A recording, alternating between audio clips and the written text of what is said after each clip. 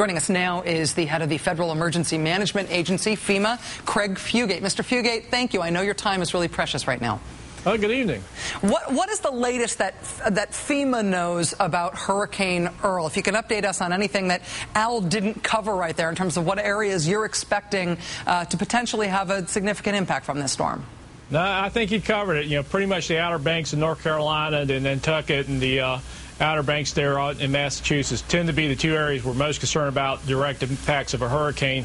And then again, coastal effects, strong wave action, some flooding and power outages. I think the real message right now for people in the Outer Banks and those areas there is stay safe tonight, and tomorrow morning stay safe, because we may be dealing with power lines down and other impacts. But our teams have basically been positioned along the coast waiting for this storm to come by. In terms of your teams being positioned along the coast, what can you tell us about what FEMA has pre-positioned, what FEMA has in place in the areas you're most worried about?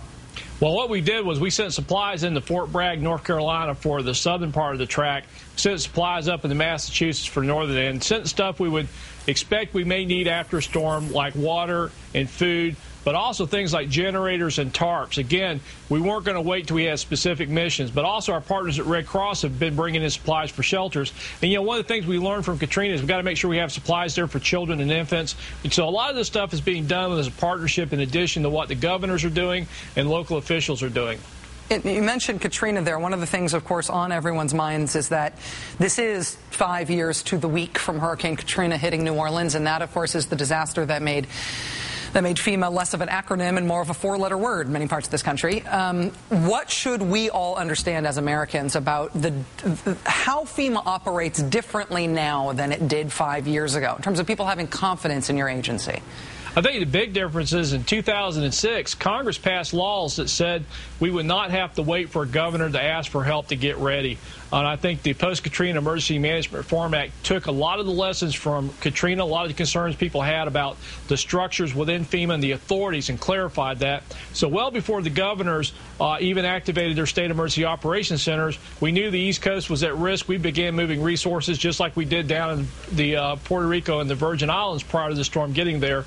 And again, this is a partnership. People are saying, well, what happens? Who's the state got to ask to get help? I said, well, we're sitting right next to the state in their operations centers. We've been there for the last couple of days in North Carolina. So it's really working as a partnership, shortening up the line of communications, not waiting until it gets bad to get things moving, but also remembering the governors and their local officials are leading this response. We're going to support them. Mr. Fugate, one last question for you, just so this is crystal clear. For anybody watching on the eastern seaboard right now who thinks they may be in an area that's going to be hit for this, what's your advice to people as they watch this storm? Again, if you're in the area, the Outer Banks in North Carolina right now is pretty much, if you're in a safe place, stay there and stay inside. For Massachusetts, those areas out there along the coast and people that may be along this coastal path, pay attention to the storm, get ready. When it gets there, make sure you're somewhere safe. Don't go outside. Don't drive in it. And after the storm, be very careful. We may have some dangerous conditions. Let your responders get the area safe. Don't add to everybody's workload. So really right now is, if you pretty well have done what you need to do, is just get ready, monitor the storm. And as it comes to your area, if you're in a safe place, stay inside and make sure you're safe during a storm. Craig Fugate, Administrator of the Federal Emergency Management Agency. Good luck to you in handling this one, and thanks so much for your time. Thank you.